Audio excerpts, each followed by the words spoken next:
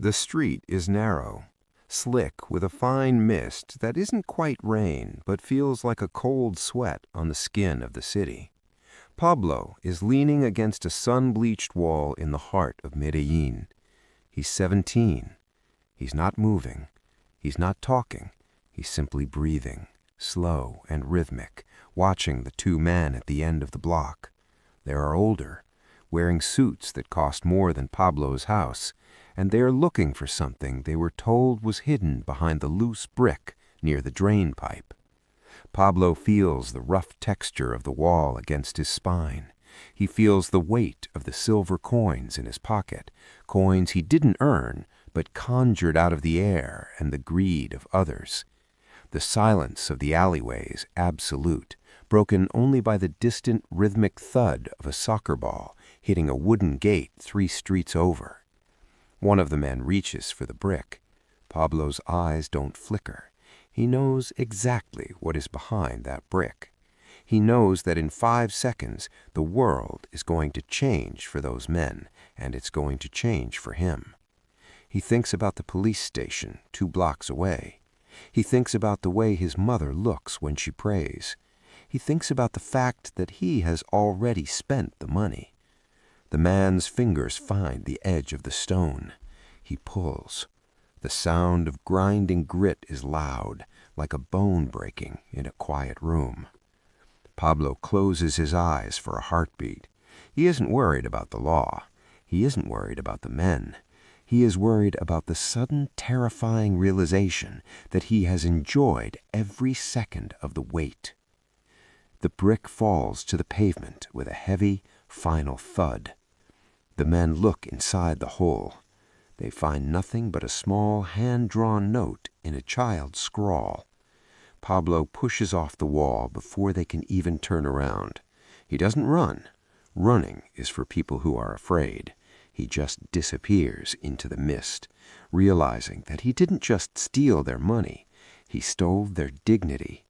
And the question that remains, hanging in the damp air like a ghost, is, who is going to stop him tomorrow? If you're drawn to the untold stories of power, betrayal, and men who ruled through fear rather than noise, you're already in the right place. This is Escobar History Files. Subscribe and tell us where you're watching from and what time it is right now. The history books are full of the headlines, the massive seizures, and the political assassinations. But the foundation of the empire wasn't built on white powder. It was built on the streets, through a series of psychological games that were never recorded in any official ledger. These early street scams were the laboratory where a young Pablo Escobar learned the most dangerous lesson of all, that people will believe a lie if it's wrapped in the thing they desire most. Records of these small-time hustles were buried by time, erased by those who wanted to paint him either a saint or a demon from day one. But the truth is more complex.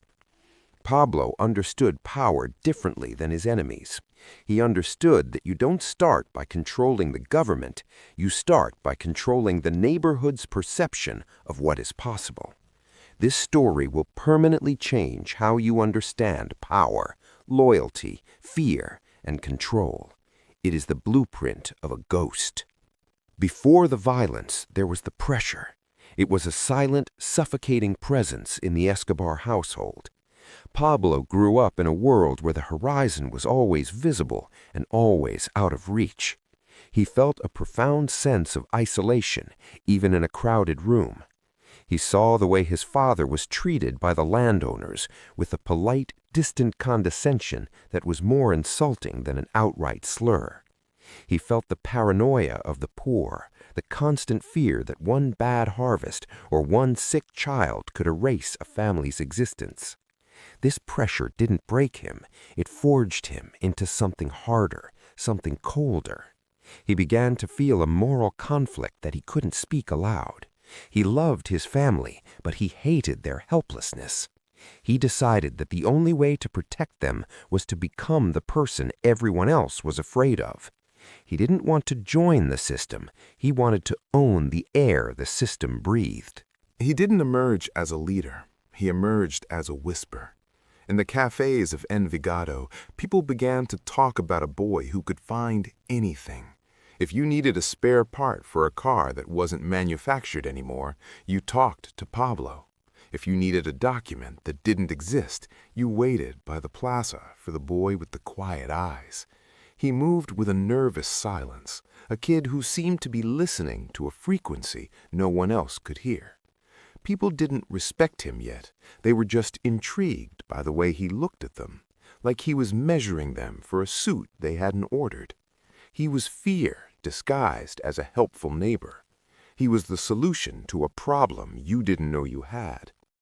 The scams began small.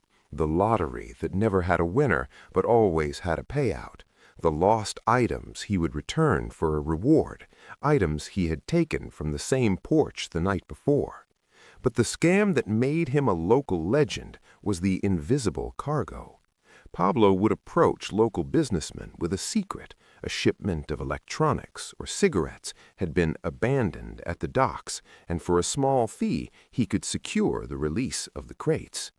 He didn't show them the goods, he showed them the paperwork, perfect forgeries he had spent weeks perfecting in his bedroom.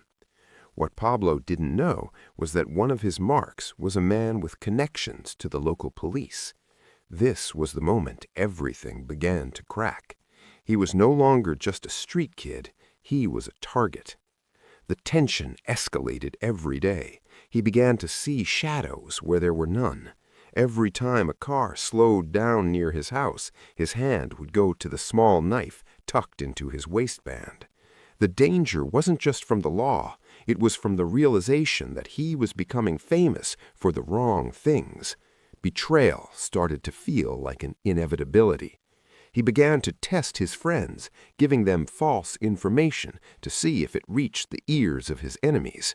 He found that loyalty was a luxury few could afford. He started to pull back, retreating into a shell of his own making. No moment felt safe. He was 17, and he was already living the life of a fugitive in his own neighborhood. He delayed the payoff of his largest scam for weeks. He let the investors wait. He let their greed simmer until it turned into a fever. He would walk past them in the plaza, nodding solemnly, telling them that the situation at the docks was delicate. He was stretching the silence, making them beg for the very thing that was going to ruin them. He watched them sweat. He watched them argue amongst themselves. He realized that as long as he kept them waiting, he held the power. The moment he delivered, the game was over. So he stayed in the shadows, breathing in the scent of their desperation, feeling a dominant, quiet thrill. He was the conductor, and they were his orchestra. The reveal was a masterstroke of psychological warfare. He didn't run away with the money. Instead, he arranged a meeting at a local warehouse. He had the men come at midnight. The air was heavy with the smell of salt and diesel. He stood at the far end of the room, barely visible in the dim light. He told them the crates were there, but that the police were outside. He told them they had to leave immediately or they would all go to prison. He didn't have any crates. He didn't have any police. He just had a recording of a siren on a battery-operated radio hidden in the rafters. The men panicked. They fled, leaving their investment behind, too terrified to ever ask for it back. It was a calm, controlled victory. It was public, in their circle, and undeniable. He had defeated them without ever showing his hand. Word spread like a virus. The story of the boy who outsmarted the businessmen of Envigado became a local myth. Allies, young men who wanted that same feeling of invincibility, began to gravitate toward him. Enemies adjusted their plans, realizing that this wasn't just a thief, this was a strategist. The rules of power in the street had changed forever. It was no longer about who was the toughest, it was about who could manipulate the reality of the situation. This moment was larger than Pablo. It was the birth of the Colombian underworld's new logic. The years passed, and the scams turned into a global empire. The memory of those early days remained as a haunting reminder. Power, he realized, is a form of theater. If you can make the audience believe in the ghost, you don't need the actor. But the cost of that theater is the actor's own soul. He had spent so long pretending to be a ghost that he forgot how to be a man. He sat in his mansions, surrounded by gold, and realized that he was still that 17-year-old boy in the alley, waiting for a brick to fall that would finally expose him. Patience is the only weapon that never dulls. Control is an illusion we sell to ourselves to keep from screaming in the dark. Pablo Escobar was a man who understood that if you control the fear, you control the world. But fear is a circle. It always comes back to the one who started it. He ended his life exactly as he began it, running across rooftops, looking for a way out of a room that had no doors. The final line of his story wasn't written in blood. It was written in the silence of a city that had finally stopped believing his lies. This is Escobar History Files. Subscribe for the stories history tried to bury.